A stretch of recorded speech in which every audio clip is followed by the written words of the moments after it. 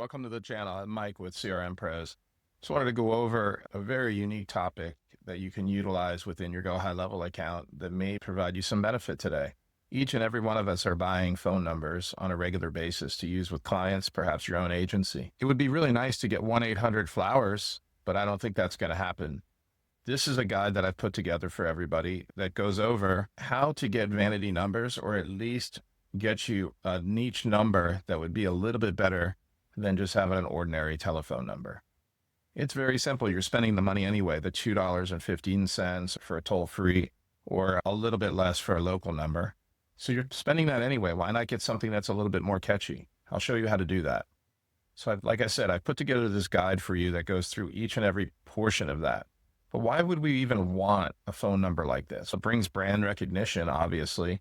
Proves recall if you're doing ads on Facebook or Instagram, or if even in print, somebody drives by and sees that phone number, they'll be able to recognize that. Rather than giving them a 7-digit or a 10-digit number to recognize and remember, it's probably not going to happen.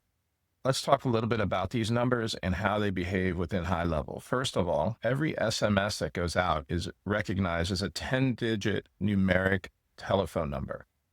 The extra digits are stripped by the carrier. So if you have flowers now and you have some extra digits at the end, which is totally acceptable, it's only going to use the first 10 digits. The rest are going to be stripped out. So that gives you a little bit more flexibility when you're looking for a vanity number. Keep in mind that not every single phone number out there is SMS capable. So you have to check with your carrier and make sure that whatever number you have acquired, maybe it's from a third party, that it's going to be able to send SMSs. That's number one.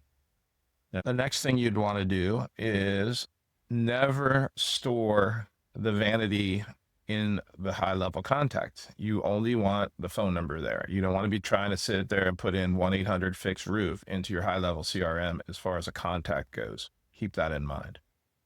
As far as legal and compliance, you still have to meet FCC regulations with the vanity number, just like any other. You don't own the words, so that's not yours. You don't own the words. You do own the phone number. So just keep that in mind as well. If you're going to be doing outbound calling or inbound calling with these phone numbers, you can go ahead and prompt that. So basically you're going to say, a 1-800-FIX-ROOF is just like it sounds, and the voice agent will pronounce it just like that. You can have the number working in the background. An SMS, customizable. Hey, John, it's Kevin from FIX-ROOF. Call us now at 1-800-FIX-ROOF. You can go ahead and put that in an SMS. It's fine. As soon as they respond back, it's going to be going to the normal telephone number that's assigned to the account. The next thing we're going to talk about is there's a few tools that we like to use. I use a ChatGPT, which I've provided the prompt in the guide. If you look to the last page, it's there. The second to the last page has a website that I find very useful, and which we're going to show you now. And basically what that'll do is convert over phone numbers to words to phone numbers. It's very useful. I like to show that, and then we'll walk you through how I do this in HighLevel. So the first thing we'll do is we're going to go ahead and go to PhoneSpell.org, which is this site right here. And I want to get something catchy. So I want to say, okay, I would like to have something that ends in got work. What does got work spell? Okay, here's the phone number that's associated with got work. It's this phone number right here, 468-9675. One thing that you have to keep in mind when you're looking for phone numbers, the number 1 doesn't have any alphanumeric character associated with it. So that's basically going to be a no-go as far as a vanity phone number. So if you have a 1 in the middle of the number, it's not really going to be usable for you. So don't even waste your time in going to try to search for that. If it has a 1 in the number, it's not going to work. So one of the first things we're going to do, we're going to go back over to the PhoneSpell.org site. I know that I want work for sure, because that's like a critical part of my business. I'm looking for a home service business, and I just wanted to try to get work. That would be pretty nice to have as far as a vanity phone number. So I go over to HighLevel, I click filter, I search by digits. I put in 9675. I think it would be pretty nice to have an 800 number or something similar. We definitely want it SMS capable and voice capable, obviously. So then I'm going to say, listen, I'm going to look for this in the last part of the phone number because that's the last 4 digits. So I hit apply, and these are all 800 numbers or 888 numbers, 855 numbers that end in work. We already know this, okay? So look at that. We have all these. So there's going to be sometimes where these are going to be repeated. Like, so the first 3 digits will be repeated. So you see 594 here, then you see 594. For some reason, HighLevel will do that. It's fine. But you will also see some where it has an 888 number, but 594, an 855 number with 594, and so on and so forth. So the next thing I do is I go over to my document. I have this GPT prompt here, very basic. I copy this. I bring it over to ChatGPT. I paste it in. If you notice, it says, what niche are we looking for? So I'm going to say home service industry. So I'm just going to take that, put that in and hit enter. Just leave it alone. It's just going to look for it.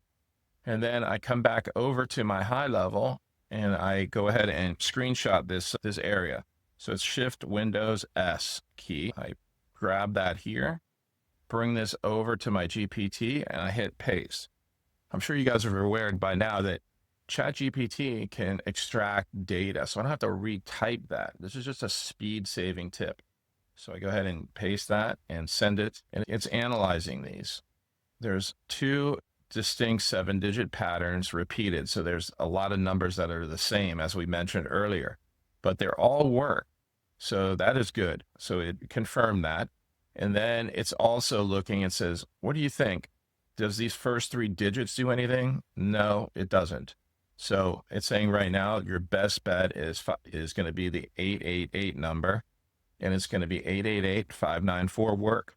The same price as a regular phone number, but now you have something a little bit more catchy, which you can keep doing, time permitted. You can keep refreshing this and get more numbers. Sometimes it'll spit out additional numbers. Sometimes it won't. The other thing you can do is you can say, listen, I'm going to go for a local number. So I'm just looking at local numbers. That might be a better shot at getting something more specific. Keep in mind that you're going to have to scroll through these and see what is in your area, because these are going to be everywhere. I could be in Pennsylvania and I can try this one. So let's go ahead and copy this one, bring it over to ChatGPT. I put it in and say, okay, it's going to analyze it. I don't have to put anything else as far as prompts go. So it's analyzing the last 4 digits. Same thing, 743 work. I'm going to stick with that. And I just bought this phone number now for the $2. And at least I have something catchy on the last 4 digits. I've done this successfully. I've got in 7-digit matches on occasion.